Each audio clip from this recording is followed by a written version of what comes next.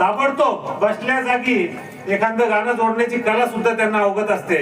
पण अशा कलाकारांना आपण दाद दिली पाहिजे, त्यांचं भरभरून कौतुक केलं पाहिजे आणि त्यांच्या पाठीवर कौतुकाची थाप टाकली पाहिजे. निश्चितपणे ते कलाकार आपल्या भागाचं परिसराचं नाव लौकिक केल्याशिवाय राहत नाही.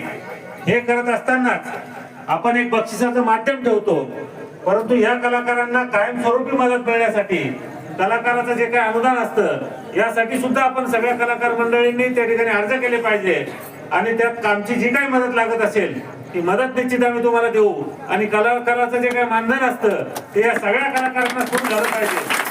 यासाठी आपण सातत्याने प्रयत्न करून तुम्हाला ती मदतही मिळवून देऊ, पण आपणही त्यात सहभाग घेऊन आपली नोंदणी त्या ठिकाणी केली पाहिजे एवढी विनंती या प्रसंगी करतो.